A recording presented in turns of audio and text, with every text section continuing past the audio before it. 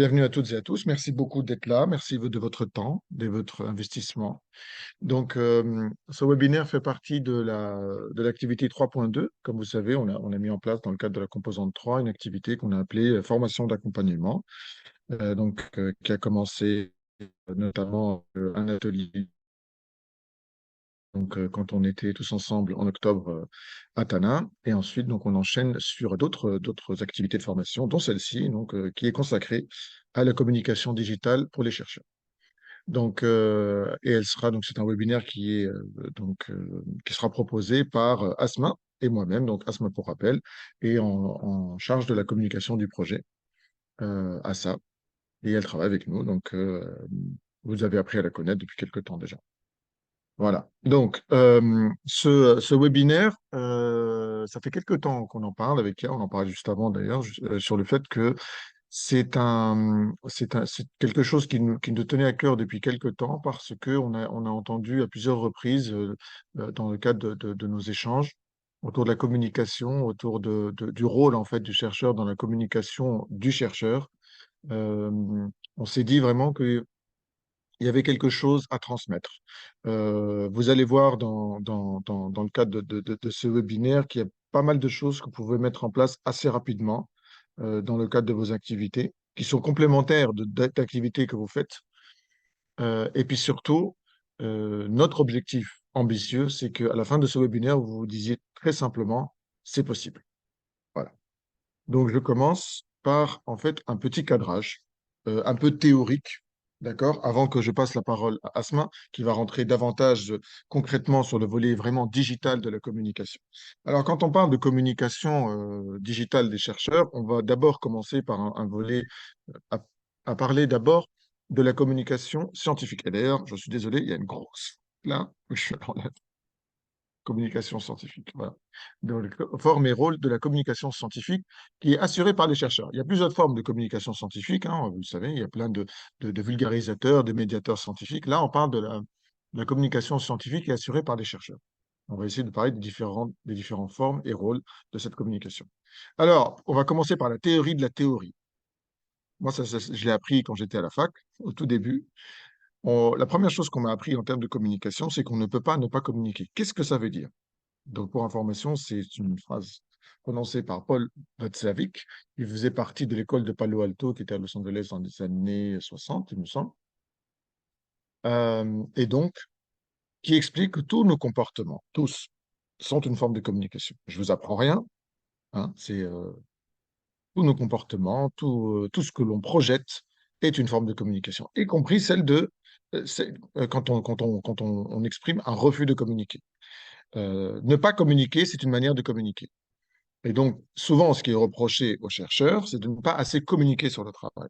Donc, dites-vous que, il est possible que parfois, et c'est le cas notamment d'institutions de recherche qui ne communiquent pas, que vue de l'extérieur, ça peut être considéré comme une volonté, un manque de transparence, pardon, et une volonté de pas montrer ce qui se passe à l'intérieur. Alors que ce n'est pas forcément le cas, mais ça peut être pris de cette manière. Voilà. Ensuite, une petite définition, mais alors vraiment, j'ai eu envie de partir de la base, avec Wikipédia. Donc, qu'est-ce que la communication scientifique? Je vais aller rapidement. Son objectif est de diffuser les problématiques et les résultats de la recherche, scientifique, fondamentale ou appliquée, bien entendu, soit en direction des pairs, d'accord, donc les chercheurs, soit vers un large public. On parle alors souvent de vulgarisation scientifique ou de médiation scientifique. Et donc, cette forme de communication, et je le rappelle, assurée par les chercheurs, elle peut être sous différentes formes. Et la première, vous la connaissez. Les trois premiers, voire les quatre premiers, vous les connaissez très bien. Le premier, c'est l'article, voire l'ouvrage scientifique, d'accord? Donc, les articles scientifiques qu'on doit publier, les bouquins, etc. Ensuite, il y a les communications orales / conférences, les communications affichées, les posters, les enseignements, c'est une forme de communication. Et ensuite, ça, ce sont des choses que, à peu près tous les chercheurs font ou ont fait ou feront. Ensuite, on a les articles, bien entendu, plus de vulgarisation ou voire d'autres supports, type vidéo et audio, notamment aujourd'hui avec le règne des réseaux sociaux. On a les réseaux sociaux eux-mêmes et bien entendu TV, radio. Alors, les différentes cibles. Premièrement, la communauté scientifique, les pairs, que ce soit vos pairs dans vos disciplines ou les autres disciplines. D'accord? Donc, on parle principalement des pairs parce que à travers vos articles, vous communiquez principalement vis-à-vis de vos pairs, mais bien entendu aussi vers d'autres disciplines, et on le sait, hein.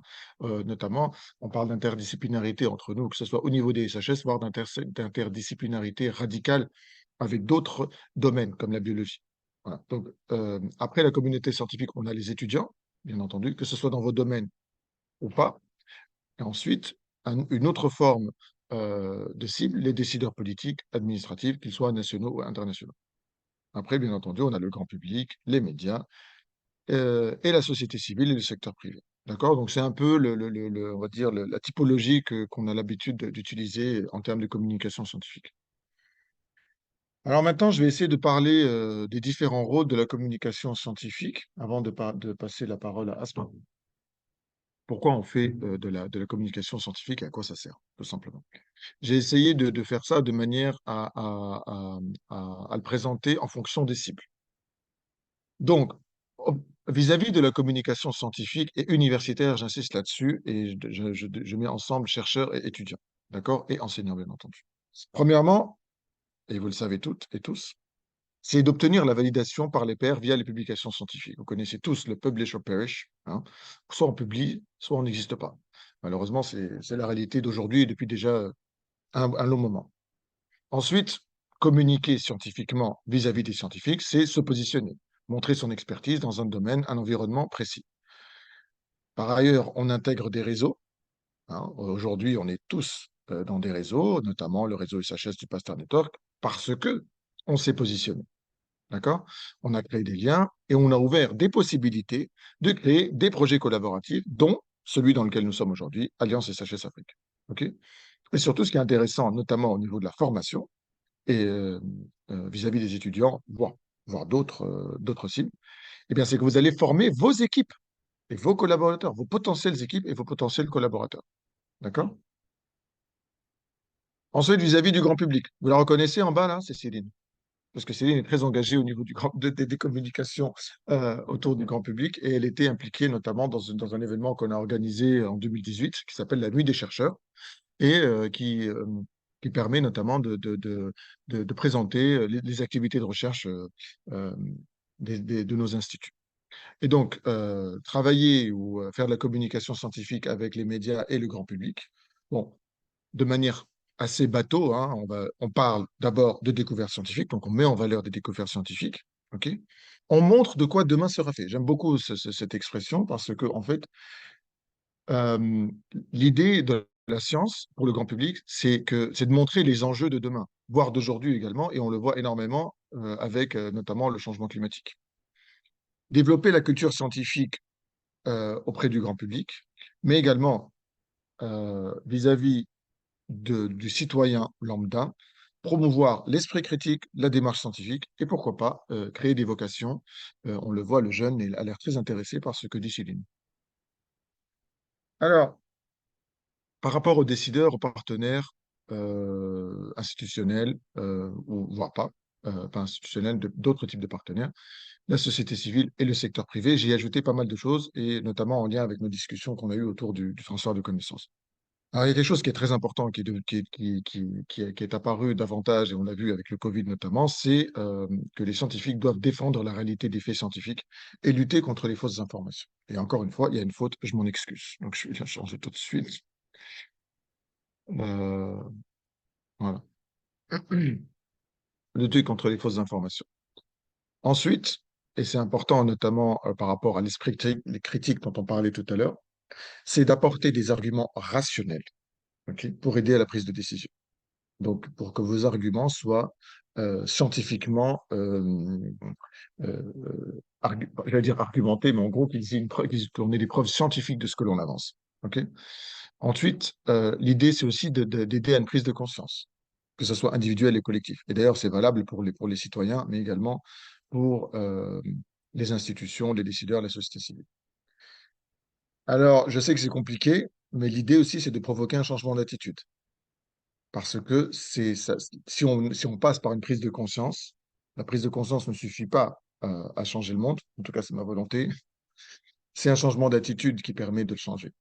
Et donc, d'une certaine manière, et je pense que c'est le cas pour nous également, et d'autres chercheurs qui croient à l'importance de la science et de l'impact que peut avoir la science dans la société, c'est que le scientifique peut encourager à l'action citoyenne. Voilà. Donc, maintenant, je vais passer la parole à Asma. Si vous avez des questions par rapport à ça, je vous remercie, s'il vous plaît, de les noter. Et, euh, et on reviendra dessus par la suite. Donc, Asma, je vais te laisser partager ton écran, comme Ah ça, oui, tu merci. pourras mettre. Ok. Mhm.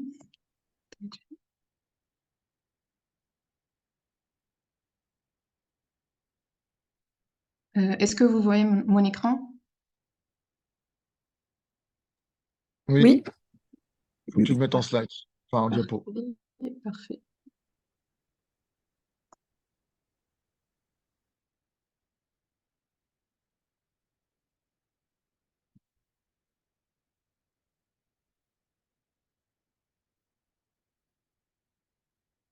Juste 2 secondes.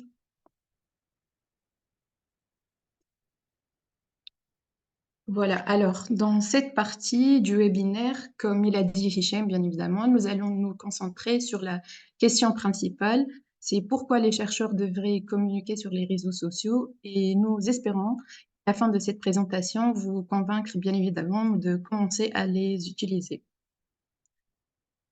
Alors, nous sommes tous conscients des défis considérables auxquels les chercheurs font face. C'est la quête perpétuelle de trouver de financement pour soutenir leurs travaux de recherche, la nécessité de produire des résultats significatifs et la publication constante dans l'espoir de susciter l'attention et d'accroître le nombre de citations. Ces efforts ne sont pas uniquement des étapes cruciales pour améliorer la carrière d'un chercheur, mais ils constituent également des leviers essentiels pour multiplier les opportunités professionnelles. Cependant, la réalisation de ces objectifs peut être considérablement optimisée en construisant ce qu'on appelle une présence professionnelle en ligne à travers les réseaux sociaux. Et nous allons voir ça ensemble. Donc, on sait tous que le chercheur, constamment en quête de synergie et de collaboration, vise à construire un réseau professionnel solide pour saisir de nouvelles opportunités. Les réseaux sociaux jouent désormais un rôle révolutionnaire en réunissant tous les acteurs de la communauté de la recherche, bien évidemment, tissant des liens entre chercheurs, bailleurs de fonds, décideurs, des associations, les médias et le grand public. Je veux partager avec vous une citation pertinente qui souligne ce changement radical. Au lieu d'un département universitaire moyen de 30 membres, un scientifique peut aujourd'hui avoir un département virtuel bien plus vaste sur Twitter.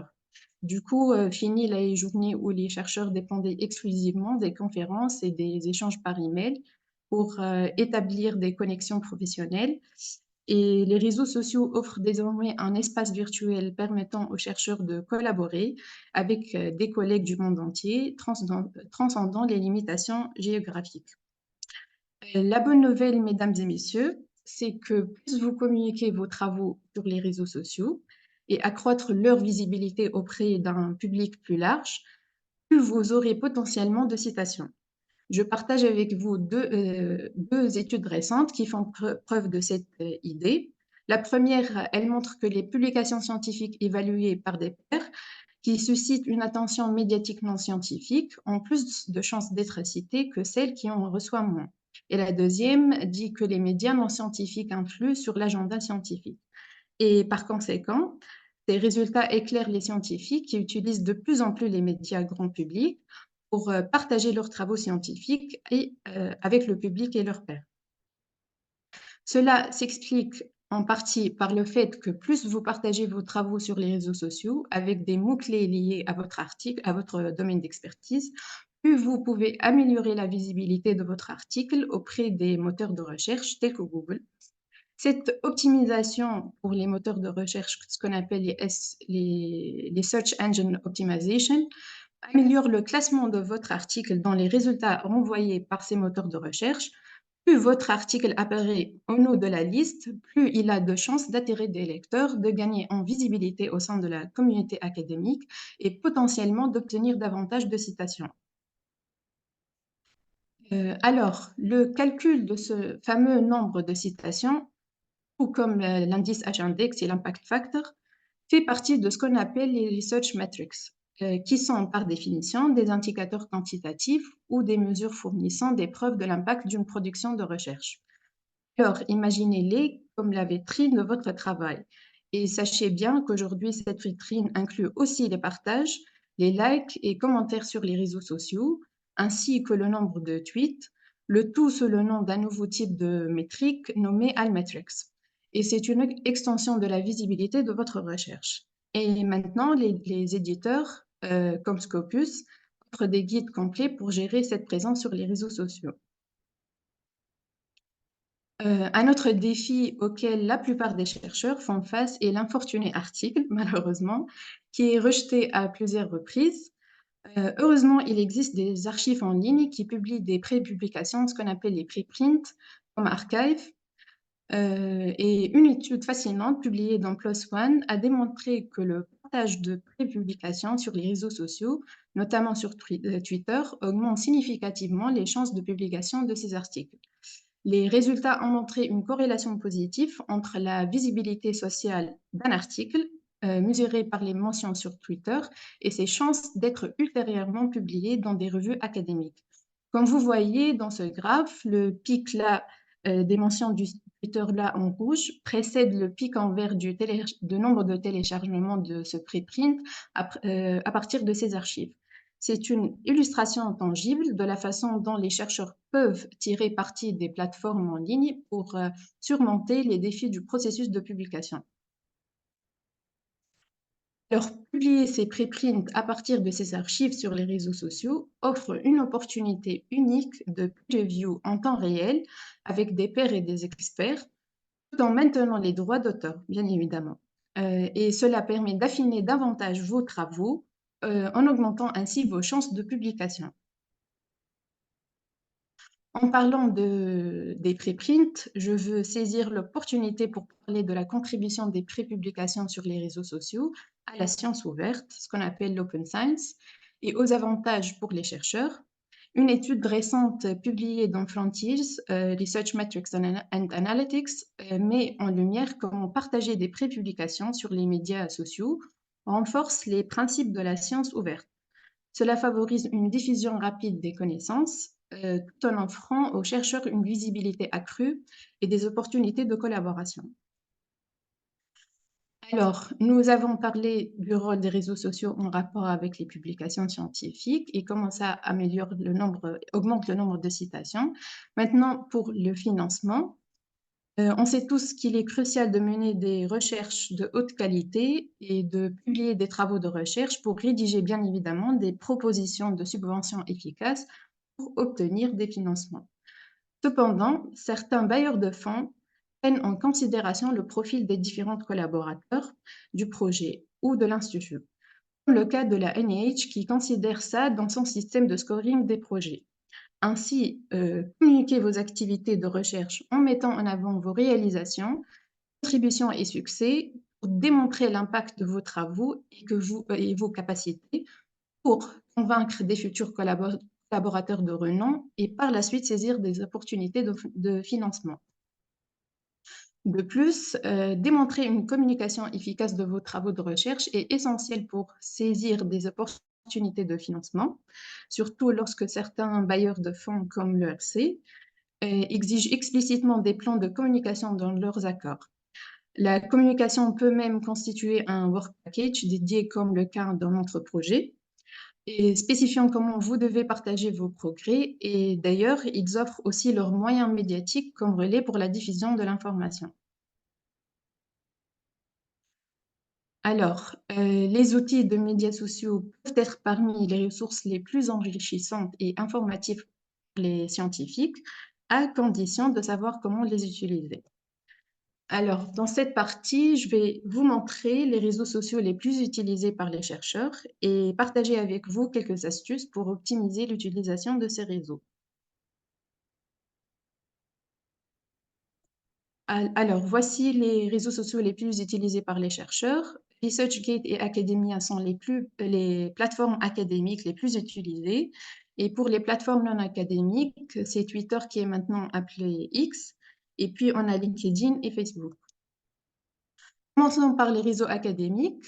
En effet, ResearchGate et Academia permettent aux chercheurs de créer un profil, répertorier leurs publications et entrer en contact avec d'autres chercheurs de leur domaine, bien sûr. Ces plateformes offrent aussi un espace où les chercheurs peuvent poser et répondre à des questions, partager des découvertes de recherche et même collaborer sur des projets. Ils proposent également la possibilité de créer et de rejoindre des groupes en fonction d'intérêts de recherche spécifiques, facilitant ainsi davantage le réseautage et la collaboration. Pour les plateformes non académiques, j'ai choisi LinkedIn pour cette présentation parce qu'il s'agit d'une plateforme de médias sociaux spécialement conçue pour les professionnels et les chercheurs. Et vous savez que vous pouvez créer un profil détaillé, genre un CV en ligne, mettant en avant leur parcours éducatif, votre domaine de recherche, vos publications et vos présentations. Mais le plus intéressant, que vous avez également la possibilité de recevoir ou de publier des recommandations pour d'autres membres de vos réseaux, offrant ainsi des insights utiles aux professionnels qui souhaitent en savoir plus sur un utilisateur particulier. Il existe également des blogs académiques, parmi lesquels Nature Research et PLOS, qui sont les plus utilisés. Ces blogs hébergés par les prestigieux journaux Nature et PLOS sont rédigés par des scientifiques, universitaires et communicateurs scientifiques du monde entier. De plus, les Search Life et The Conversation sont des publications en ligne qui présentent des articles et des commentaires d'experts de premier plan dans le domaine académique et de la recherche. Alors, comme type de contenu, vous pouvez partager des articles de vulgarisation scientifique sur ces blogs, découlant de vos activités de recherche, que ce soit des articles ou des conférences ou des cours ou l'organisation de congrès ou des colloques. Cette présentation inclut quelques exemples d'articles de vulgarisation. Les avantages de ce type de contenu, simplement et court, plus simple et court, je m'excuse, sont multiples. Il attire davantage les lecteurs. Vous pouvez citer l'article original et par la suite augmenter le nombre de citations. Et le plus intéressant, qui peuvent être publiés dans des journaux. Donc, vous pouvez réexploiter vos travaux pour générer plus d'articles. Bien évidemment, vous allez dire que générer du contenu pour les réseaux sociaux demande du temps et certaines capacités. C'est pour ça l'utilisation de ce qu'on appelle des copilotes fonctionnant avec l'intelligence artificielle peut considérablement simplifier vos tâches et vous faire gagner énormément de temps. Il vous suffit de lui donner une requête pour qu'il rédige à votre place des publications, des communiqués de presse, des blogs, générer des visuels, voire même gérer vos comptes sur les réseaux sociaux. Une autre barrière potentielle survient lorsque vous débutez sur les réseaux sociaux, sans audience ni abonnés et que vous ne savez pas par où commencer. Vous pouvez tout simplement tirer parti des canaux de communication de votre institution qui sont déjà bien établis. De plus, vous avez la possibilité de solliciter votre revue, comme le cas avec Elsevier, qui propose désormais des services de communication permettant aux chercheurs de promouvoir leurs travaux. Mais il faut dire que c'est payant. Mais si vous avez du financement, vous devez juste le prendre en considération dans votre budget. Et enfin, n'oubliez pas que la communication de vos recherches sur les réseaux sociaux ne doit pas être conçue ou perçue comme une tâche supplémentaire prenant du temps, mais plutôt comme une étape cruciale du cycle de vie d'une revue scientifique et comme faisant partie intégrante de l'ensemble du processus. Maintenant, notre surprise du webinaire, nous allons mettre tout ce qu'on a vu dans cette présentation en perspective avec un exemple concret. Nous avons l'un de nos membres du projet, Dr Maman Abdou Oumarou, du CERMES, qui est le responsable de la composante 1. Malheureusement, il n'est pas avec nous. Alors, Hichem et moi, nous avons exécuté une expérience rapide. En effectuant la recherche sur Maman, Abdou ou Marou, nous pouvons voir les 5 premiers résultats de recherche sur Google. Ces résultats servent de cliché de sa présence en ligne et de sa visibilité de ses travaux de recherche. Le profil LinkedIn de Maman apparaît en première position avec plus de 290 followers. Le deuxième résultat nous dirige vers le profil ResearchGate de Maman. Cela souligne bien évidemment sa présence active en ligne sur les réseaux sociaux académiques et pour l'avoir consulté, il est à jour. Le troisième résultat, c'est l'intitulé de sa thèse sur thèse.fr qui pourrait nous donner une idée sur son domaine d'expertise. Comme l'indique aussi le quatrième résultat, qui est son profil sur Google Scholar, avec des mots-clés en rapport avec son domaine de recherche. Donc, félicitations, Dr Maman, pour ces efforts remarquables. Et deuxièmement, nous avons refait la même expérience, mais cette fois-ci en utilisant des mots-clés liés à ces travaux de recherche, tels que éducation pour la santé et éducation thérapeutique du patient. Et nous avons constaté que le nom de Maman a disparu non seulement des 5 premiers résultats de recherche, mais de toute la première page. Nous avons répété la même démarche en ajoutant cette fois-ci Sermès au Niger comme mot-clé, mais son nom et ses publications ne sont toujours pas présents. Cela souligne l'importance cruciale de communiquer davantage sur vos articles sur les réseaux sociaux, étant donné que Maman avait une grande communauté sur ces plateformes. Il est essentiel d'utiliser les mots-clés à votre domaine d'expertise lors de la communication sur vos travaux. De plus, une attention particulière doit être accordée au choix des mots-clés pour garantir une meilleure visibilité en ligne. Et dernièrement, après avoir refait la recherche sur Google, cette fois-ci avec des mots-clés en anglais, le nom de Maman il n'est pas là, des résultats de recherche, et ces articles de recherche ne sont pas visibles. Donc, il est impératif de communiquer en anglais également. C'est la langue la plus utilisée dans la recherche et pour accroître votre visibilité dans les contextes internationaux. Voilà, nous arrivons à la fin de notre webinaire. Il est crucial de noter que dans un contexte où le financement de la recherche devient de plus en plus compétitif à l'échelle mondiale, cela exerce une pression énorme sur les scientifiques du monde entier pour publier et rechercher des financements. Ainsi, la nécessité de se démarquer des autres devient impérative. Nous avons exploité ensemble aujourd'hui comment la communication digitale peut être votre alliée précieuse dans cette quête de distinction, en utilisant les outils appropriés, en choisissant judicieusement vos mots-clés et en communiquant de manière stratégique sur les réseaux sociaux, vous pouvez non seulement augmenter la visibilité de vos travaux, mais également renforcer votre position dans le paysage de la recherche mondiale. Et merci pour votre attention et d'être là. Merci beaucoup. Voilà, bah, à vous la parole, messieurs, dames. Je sais pas, il y a des messieurs? Oui, il y a Finch. Il y avait Finch. Ah, si, il est encore là.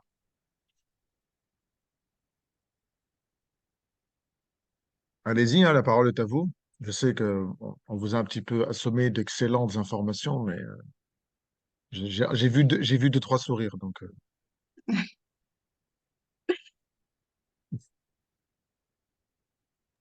Si, je peux démarrer peut-être, si ça bah vous oui, oui, dérange pas, démarre. ou bien il y avait quelqu'un Non, d'autre. ce que vous voulez, Euh, on formalise pas, hein. Celui qui veut parler, ou celle peut parler, hein. Ça marche. Merci beaucoup, beaucoup. C'était hyper intéressant. J'ai beaucoup aimé la contextualisation du début. Merci, Chef, pour le rappel, voilà, de l'importance de tout ça dans un contexte un peu plus global. Et puis, merci, Asma, pour tous les détails. On a été coupé 2 fois, nous, juste parce qu'en fait, ce webinaire nous sert aussi de test pour essayer de voir notre connexion Internet. Je ne sais pas si vous nous avez vu partir et revenir, mais on a disparu 2 fois, puis on est revenu au bout de quelques secondes. Donc, on n'a Non, pas vu la toute fin de la présentation que tu as fait du profil de Maman, qui est particulièrement actif, et bravo à lui. Franchement, chapeau. Et moi, je voulais juste faire Oui, un mais petit partage ça a d'expérience été pour... nuancé, hein, si tu as vu. Ah ben, on n'a pas vu, justement. On Eh n'a ben, pas vu la dernière slide, je pense. c'est important que tu saches, parce que je redonne la parole à Asma, juste pour qu'elle explique. Hmm. OK, on n'a pas eu la chute. Ton micro. Ouais. Oui, oui, je vais repartager mon écran. Attends. Non, mais tu peux le dire comme ça, Asma. Ah Tu oui. dis, tu nuances les propos de Kia parce que. Attends, attends. Mon PC me bloque. Euh,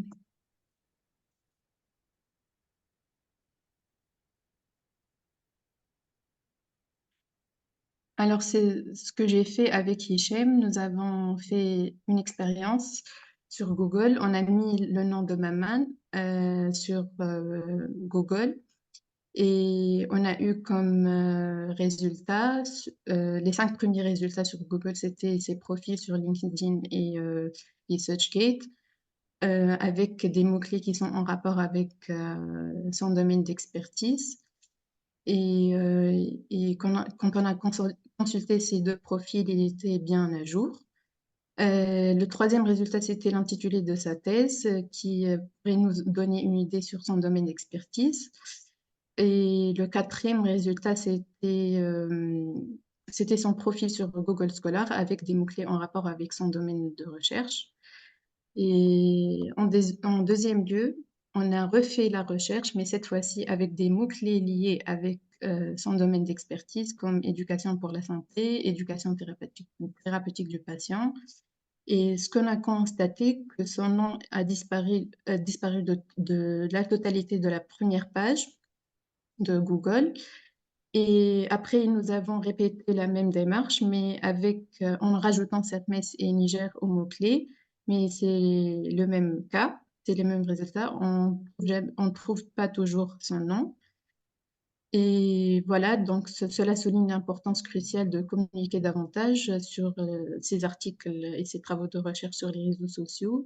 Étant donné que Maman, il a une grande communauté sur ces plateformes, il est bien à jour. Il est essentiel aussi d'utiliser des mots-clés liés à votre domaine d'expertise lors de la communication sur vos travaux. Et il faut bien évidemment bien choisir les mots-clés pour garantir une meilleure visibilité en ligne.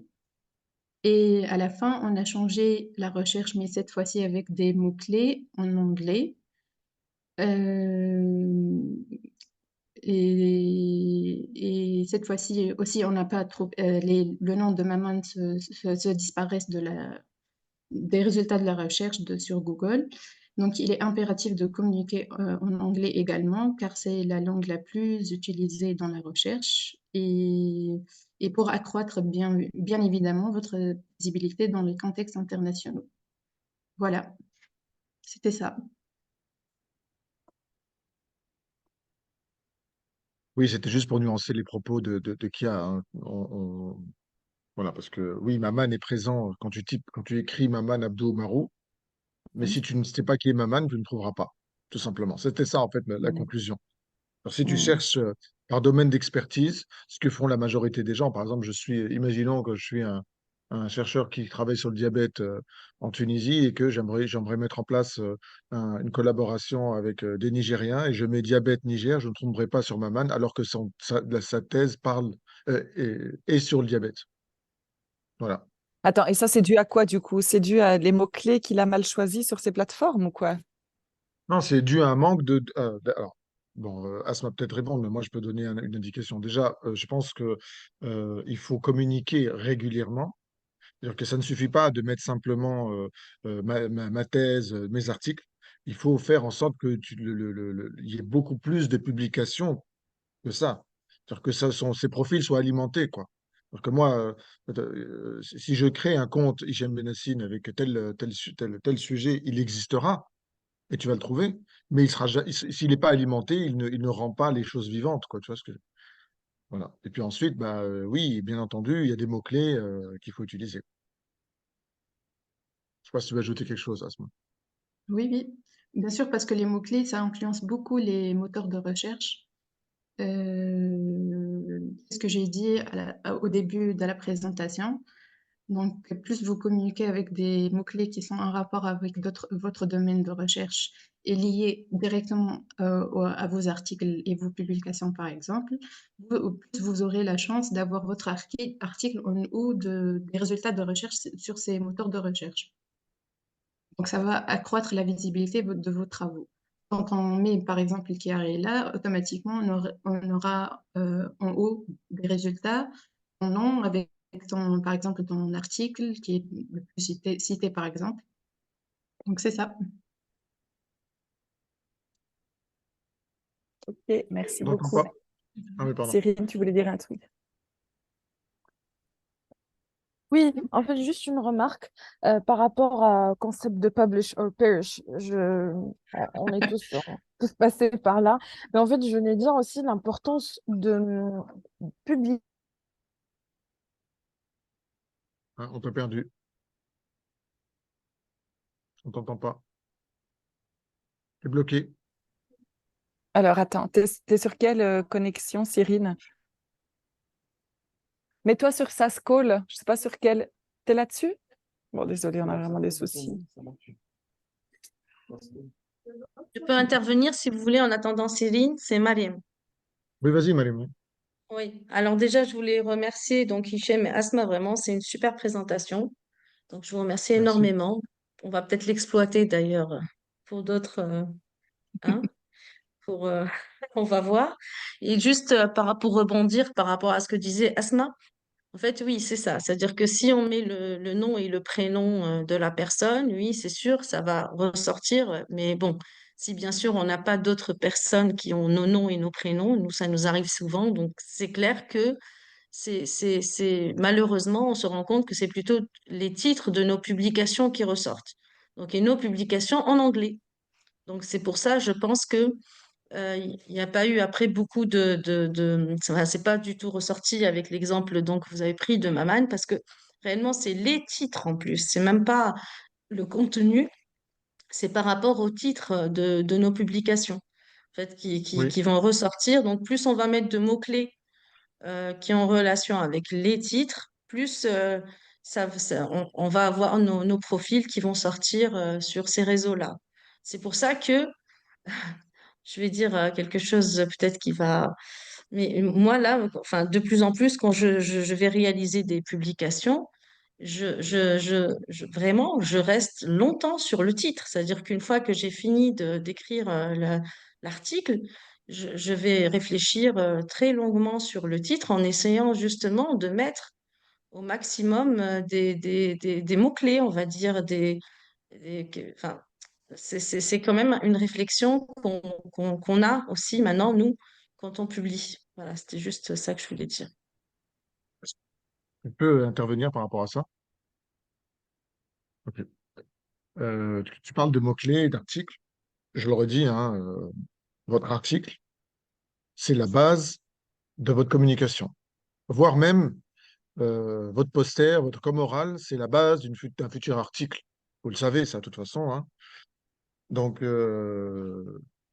enfin, oui, c'est un travail de communication, en fait, de choisir les bons mots, que ce soit dans le titre ou même dans les intros, dans les abstracts, etc., etc.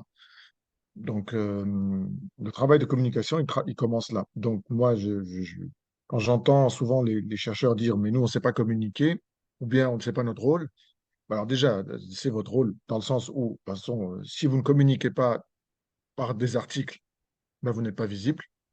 Et si vous n'êtes pas visible, vous n'allez pas pouvoir mettre en place des collaborations. Et enfin, bon, c'est le cercle vertueux, quoi, hein. Après, bien sûr, c'est dur parfois de publier. Il faut avoir les moyens, notamment quand on parle d'open access, parce qu'il faut pouvoir payer les publications. Ça, c'est encore un autre sujet, hein. Euh, mais voilà, c'est aussi entre vos mains, quoi. C'est ça ce que je veux dire. C'est pour vous.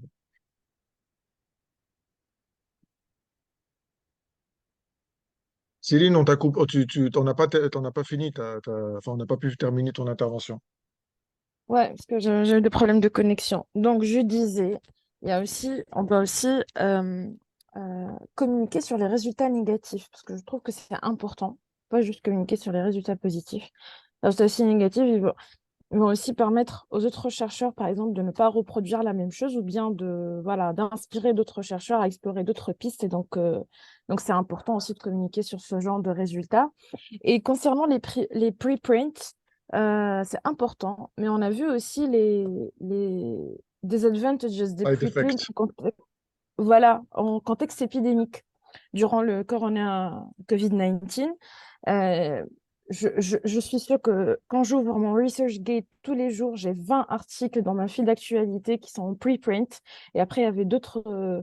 Il y avait je sais plus, un journal qui a publié en disant que voilà, c'est vraiment euh, masse d'informations tous les jours qui circulent. Et après, il y avait des articles qui ont été rétractés, d'autres qui n'ont pas été publiés, etc., etc. Donc, c'est bien les preprints, mais il faut faire attention, surtout en contexte épidémique. Voilà, c'est tout. Ah oui, il y a aussi un autre réseau qui est assez cool aussi, c'est Loop pour les chercheurs. Donc, on peut aussi créer des profils sur Loop. C'est super sympa. Et après, avec le ID de Loop, on peut directement par la suite, quand on publie des articles, ils te mettent directement le petit point vert et tu peux directement checker l'auteur, enfin, tous ses travaux et c'est user-friendly. Voilà. C'est comme Oui, Era Commons sur PubMed et tout. Ouais, ouais. il y a aussi bah, vous savez, hein, quand vous publiez, on vous demande systématiquement votre ORC ID, pour ceux qui l'ont, Oui. qui l'ont eu, qui ont eu à le faire, je ne sais pas qui a ou. Et ça, pareil, c'est aussi un réseau, hein. Bref, il y en a plein des réseaux, hein. Bien entendu, on a parlé juste des deux principaux, hein. Oui. Vas-y, Yubi. Merci, Shem. Alors, moi, j'ai refait un peu le même exercice que vous avez fait avec Maman, mais sur mon propre nom. Et je me rends compte, en fait, que c'est très important aussi de déposer, en fait, ce qu'on publie sur nos sites universitaires. En fait, pour le mien, c'est la thèse la plus récente, du coup. C'est elle qui se trouve en pole position. Et il y a une surprise quand même. Elle, il y a un site chinois, ou je ne sais pas si c'est chinois ou si c'est japonais, mais en fait, ça parle, c'est des trucs que je ne sais pas lire, qui a Ah bon? repris en fait toute la thématique que j'ai mis sur ma thèse. En fait, ma thèse, je l'ai déposée sur Orbi, un site de l'Université de Liège où on met un résumé en français et un résumé en anglais. Ça, je trouve, c'est très important puisque là, il a repris en fait tout ce que j'ai mis en anglais et je sais pas ce que c'est, j'ai même hésité à cliquer dessus, j'avais peur que ce soit un virus ou machin. Mais en fait, c'est bien un site chinois qui reprend en fait les thématiques que j'ai mis. Et il y a plein. Je pense qu'il ne faut pas oublier les, les outils fournis par les universités pour déposer nos, nos, nos publications. C'est très c'est très important. Et là, je regarde les statistiques de ma thèse. En 2 mois, ça a fait un peu le tour de... Il y a eu 3 téléchargements de la part du Canada, 4 téléchargements des États-Unis, ce qui m'étonne vraiment parce que c'est une thèse en français. Et puis, il y en a qui, c'est à peu près, c'est très normal, 25 de la Belgique et 15 de Madagascar. Donc, je pense que c'est juste ça ma remarque. Les sites, les dépôts à l'université, c'est très important aussi. Merci. Oui, tout à fait. Tu veux dire quelque chose, Asma? Parce que sinon, j'ai un commentaire par rapport à ça. Non, je veux juste féliciter Obi. Non, vas-y. Euh, merci. Deux choses. Alors, premièrement, Asma a insisté sur un moment sur le fait qu'il fallait pouvoir s'appuyer sur les réseaux des institutions. Donc, vous avez à Madagascar un service com sur lequel vous pouvez vous appuyer pour communiquer autour de vos publications et de vos activités, ce qui est le cas déjà, mais en plus sur vos publications. Et n'hésitez pas à les contacter par rapport à ça. Ce qui est difficile, enfin, ce qui peut être chronophage, ce qui apparaît comme chronophage, mais pas forcément, c'est de donner du contenu, c'est de préparer du contenu. la com, et pour en être, hein, la com institutionnelle ne peut pas toujours préparer le contenu seul, c'est impossible. Et notamment s'il s'agit de vulgariser. Voilà. Maintenant, bien entendu, je sais qu'il y a des choses y a pas, on ne peut pas communiquer sur tout en fonction comment dire, des situations politiques, etc. etc. Euh, la deuxième chose, c'est que il y a, donc c'est les réseaux, ça, là je parlais des réseaux sociaux, mais il y a aussi les sites institutionnels de vos partenaires. Donc par exemple, hier, en fait, j'ai dû transmettre le contact de Chiarella à une collègue. Et donc je suis allé, j'ai cherché le bon lien pour qu'elle sache qui est Chiarella. Et donc, je suis tombé, non, non, je suis tombé sur le site de l'IPM, dans lequel, au cas où vous ne le sauriez pas, il y a tes publications, madame. Et donc, il y a un lien, en fait, où il y a un profil carré la materne, avec toutes tes publications. Bon, peut-être pas les dernières, parce que ça s'arrête en 2021, donc non, je suppose. Mais il y a tes publis, il y a un profil. Voilà, donc il y a un profil institutionnel, et c'est le premier qui est ressorti. Donc, tu peux féliciter le service com de l'IPM, parce que c'est à moins que ce soit toi qui aies fait ce profil, Trop cool. mais t'avais l'air étonné. Non, oui, oui, complètement étonnée. J'irai voir. Voilà. Donc, il y a un profil carré la materne sur le site de l'Institut Pasteur de Madagascar. Il y a un profil Helio aussi. Euh, Voilà. Oui, et du coup, moi, si je peux embrayer, merci Chef pour de me faire découvrir ça. Donc moi, ma petite expérience, c'est que ça faisait longtemps que j'avais envie de me faire un profil LinkedIn et puis Academia, j'ai déjà, mais en fait, j'ai jamais vraiment nourri le truc. ResearchGate, j'avais aussi. Euh, et avec Cyrine, là, on a fait mon compte ResearchGate il y a un mois ou deux, je sais plus. Et parce elle m'a fait un bon teasing, quoi, en disant que c'est comme le Facebook du scientifique. Et du coup, elle me disait, mais tous les jours, tu auras envie d'aller voir les messages, tous les jours, tu auras des mails et des infos, tous les jours, tu voudras mettre à jour. Et c'est vrai que c'est un petit côté addictif. Et juste pour encourager ceux qui ne l'ont pas encore fait, c'est hyper facile parce qu'en fait, moi, j'imaginais devoir rentrer mes publis, retaper comme quand on fait son CV, quoi, retaper toutes les références bibliographiques de nos papiers, machin. Alors qu'en fait, il le fait tout seul. Et en fait, même au-delà de ça, il m'a rappelé que j'avais publié un papier il y a 2 ans que j'avais complètement zappé et que je ne mettais jamais dans mon CV et dans mes valorisations scientifiques. Un papier que j'avais écrit sur la santé maternelle avec des collègues de l'université ici catholique de Mada. Donc voilà, pour encourager ceux qui n'ont pas encore, mais je pense qu'entre Delphine, Mamie Yacine, je pense que vous êtes déjà active là-dessus. Youb, t'as pas l'air du coup. Enfin voilà, Anne, ça non plus, je pense. Allez-y, faites-le, et c'est beaucoup moins compliqué que ce qu'on imagine. Et surtout, il y a tout un travail qui est déjà fait en amont à travers juste l'intelligence artificielle ou je ne sais pas quoi, qui cherche pour vous tout ce qui est déjà publié et ça, c'est le premier truc que je voulais dire. Et puis le deuxième truc auquel j'étais un peu confrontée, c'est qu'en fait, du coup, suite à mon profil, au développement de mon profil, il y a des personnes qui m'ont contacté pour me dire tel papier n'est pas disponible en ligne, puisque comme vous le savez, il y a des revues qui sont payantes. Et du coup, je me suis confrontée à un truc que j'avais jamais imaginé. Donc, ResearchGate demande, il me semble, soit vous rendez ce papier disponible de manière automatique à chaque fois qu'on vous le demande. Et donc là, évidemment, du coup, je l'ai fait. Soit vous voulez qu'on vous le demande à chaque fois.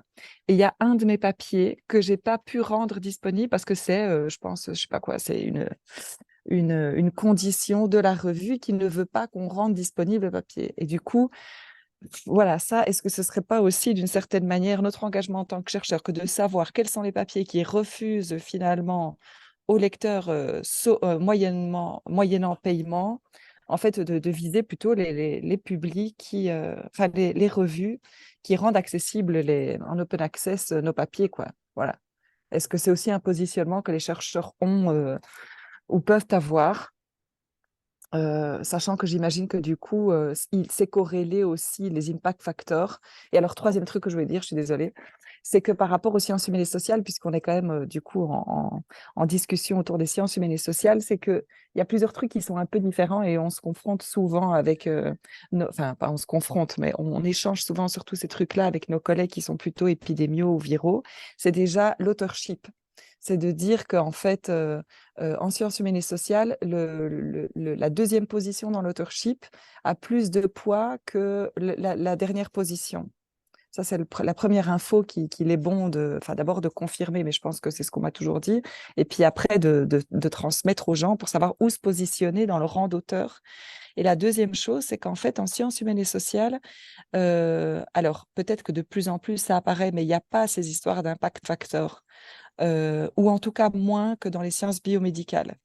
Et bon, ça ne nous empêche pas d'avoir des revues de renom pour lesquelles c'est compliqué, notamment anthropologie et santé, etc., pour lesquelles c'est compliqué de publier, pour lesquelles, comme tu disais, Asma, parfois tu t'es refusé 4 fois et machin, mais on a quand même moins cette recherche de viser une revue d'impact factor. Et par contre, on est évalué quand même par rapport à ça. Donc moi, par exemple, une fois par an, j'ai une évaluation avec mon directeur qui regarde mes publications. Si un jour je veux passer des concours pour passer dans un institut de recherche, pour être CDIsé dans un institut de recherche, je vais être évalué selon les standards appliqués aux sciences biomédicales. Donc on va quand même me demander impact factor, etc. Donc voilà, même si on n'est pas tenu à ça, si on veut être évalué par nos pairs, à un certain moment, il faut se conformer aussi à ça.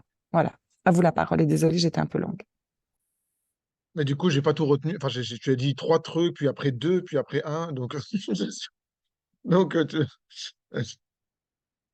sais plus s'il y avait des questions. Donc, Oui. excuse-moi, Youbi, je veux juste savoir s'il y a une question auquel on puisse répondre, puis ensuite, non? Non, non, il n'y Bien. avait pas forcément de questions, c'était plutôt des partages. Non, non, des partages. Et puis peut-être vous, qu'est-ce que vous connaissez des spécificités vraiment de ce qui conditionne les publications en sciences humaines et sociales, en fait. Euh, et voilà, des spécificités sur les réseaux sociaux par rapport aux autres sciences.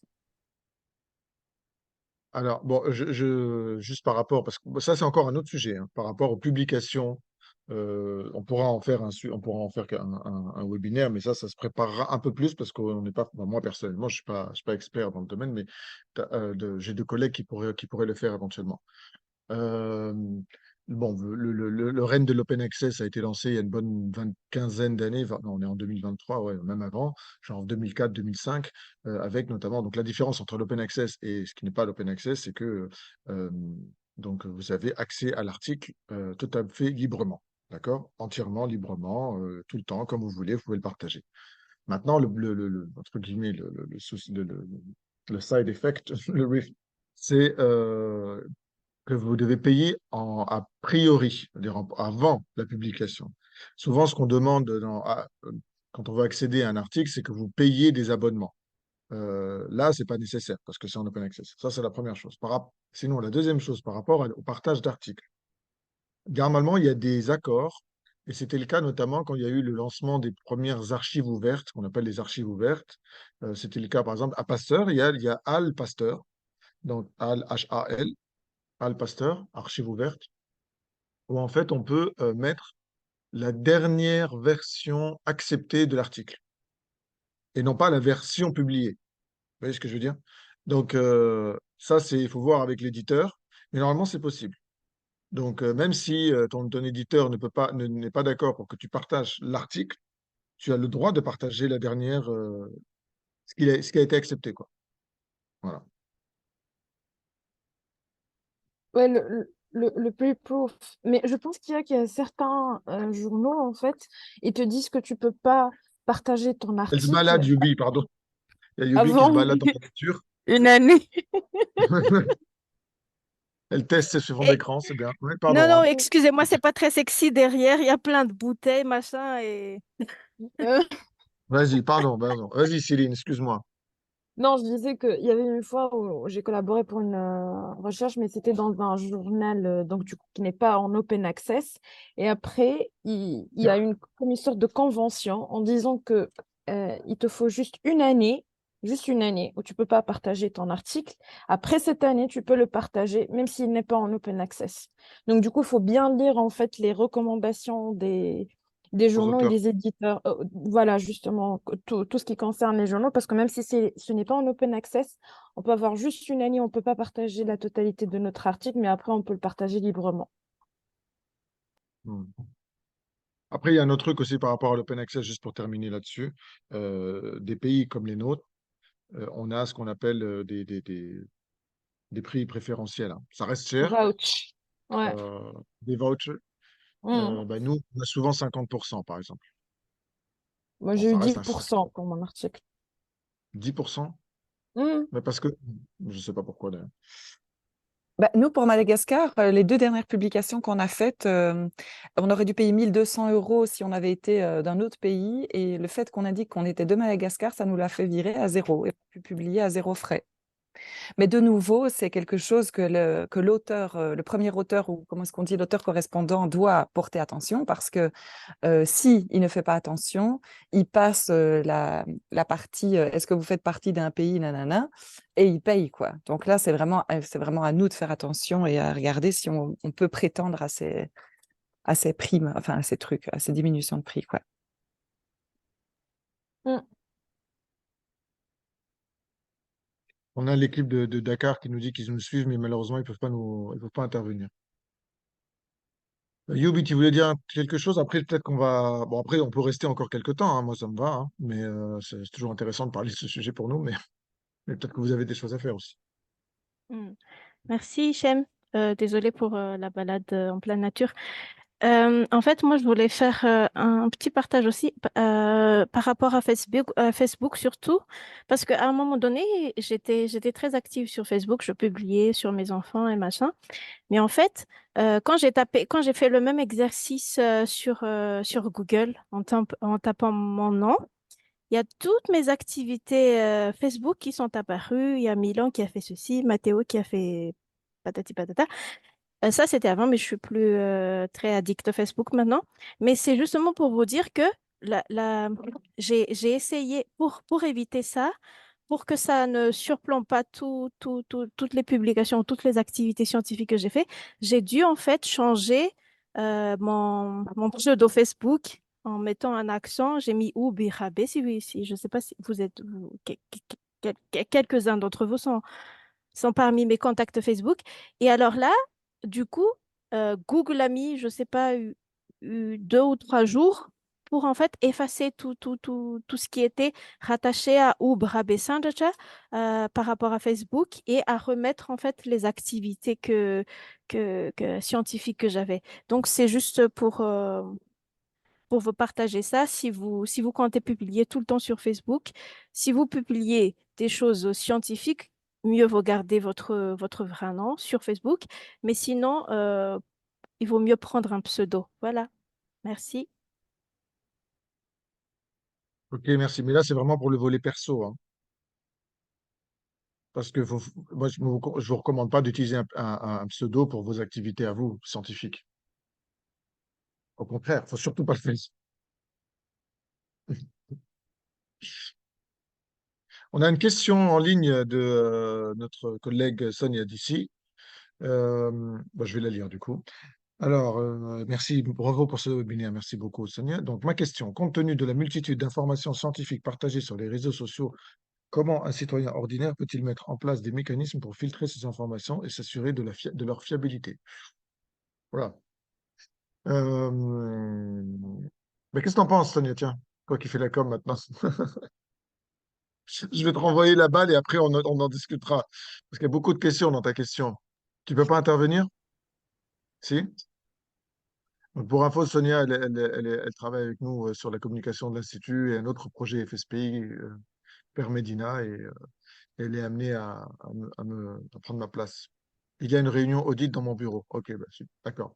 Bon, alors, bon, la communication, déjà, moi, de ça, c'est la base, hein, c'est que quand on fait une communication, on choisit une cible, une, deux, trois, mais en tout cas, qui est une forme de cible homogène, quoi. Donc, depuis tout à l'heure, j'ai l'impression qu'on focalise beaucoup sur la communication scientifique entre les pairs, et notamment les articles. Et c'est normal, hein, parce que c'est votre préoccupation principale. Là, ce dont parle Sonia, c'est la communication grand public, un citoyen lambda qui a accès à énormément de contenu sur Internet, sur les réseaux sociaux, sur Internet, énormément de contenu autour de thématiques telles que le Covid, etc., etc.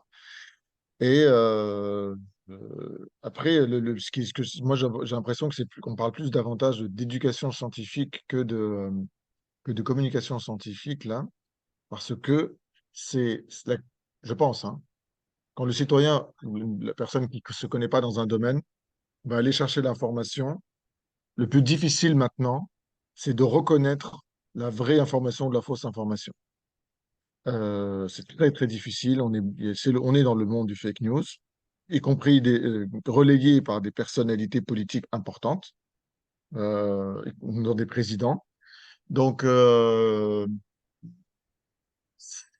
je pense qu'en amont, et ça c'est dur, il faut une éducation à Internet. Par exemple, il faut savoir quelles sont les sources, a priori, les plus fiables sur la médiation scientifique, les articles de vulgarisation tels que les a présentés notamment Asma, comme The Conversation, Nature, etc., etc. Ça, ce sont des revues de référence. Après, c'est pas forcément hyper accessible aux citoyens lambda. Ça reste quand même, pour être abonné sur notamment The Conversation, c'est super bien, mais ça reste quand même, moi je le vois plus comme, ça reste pour des cadres, j'aime pas ces catégories, mais CSP+, catégorie socio-professionnelle plus, quoi. C'est pas hyper simplifié, ça reste des articles écrits, il n'y a pas beaucoup de vidéos, il n'y a pas beaucoup de, voilà. Il y a beaucoup de choses. Si vous voulez, un jour, on en reparlera par rapport à ce volet-là. Mais oui, je pense que la problématique principale, c'est de faire la distinction entre les fausses et les vraies informations. C'est très difficile. Vas-y, Sylvie. C'est pour ça qu'il y a des initiatives comme notre association. Je fais toujours la pub pour notre association. Pour diffuser la culture scientifique, on a fait pas mal d'événements justement pour diffuser une certaine culture scientifique au grand public. Et en fait, on commence par des petits événements comme ça, quoi. Et on peut commencer à élaborer un certain esprit critique chez les citoyens pour qu'ils puissent faire un tout petit peu la différence entre les fake news et les nouvelles qui peuvent être pertinentes et surtout où les chercher et comment les chercher. Voilà. Faut plus faut plus d'initiatives comme ça, quoi, de diffusion scientifique et culture scientifique. Ouais. Après, si je peux me permettre, juste, je vais ajouter un truc par rapport à ce que tu disais. Je pense que cette éducation aux médias, on va dire, hein, d'abord, elle doit se faire à l'école, mais elle ne Oui, doit pas forcément se faire par des scientifiques. Et surtout pas, en fait. Les scientifiques doivent être vecteurs d'information et non pas responsables du support ou ça, c'est le positionnement du média. Euh, on a des médias qui se positionnent comme étant des médias d'investigation, par exemple, et qui vont diffuser la bonne information. D'autres vont tremper dans les fausses informations et ne pas forcément vérifier. Donc, et c'est là non, non, que, non, oui, je finis vas-y. juste. C'est là que ce qui est intéressant, c'est la collaboration entre les différents Oui, champs du monde professionnel, que ce soit les chercheurs, les médias, quoi. Donc, oui. c'est là. Oui, Mais mais moi, bon, vas-y. je parlais des étapes en amont, en fait. C'est comme quand on reçoit les petits collégiens ou les petits lycéens, ou bien quand on est sur le terrain, en fait, pour parler d'une thématique et qu'on essaye de la simplifier. Et là, en fait, c'est des outils qu'on propose. Et par la suite, si on continue à, à diffuser ou à partager ces outils, le citoyen peut avoir ces outils pour par la suite faire la différence entre les fake news et pas les fake news. Tu vois ce que je veux dire? Oui, Sur oui, le... non, non, j'ai bien. Voilà. Ouais. Ça. Voilà. Bon, là, on est parti sur encore autre chose. On n'est plus sur les réseaux sociaux, mais c'est pas grave. Merci, mesdames, messieurs. Voilà. OK. Bah, merci beaucoup, hein. C'était super. Et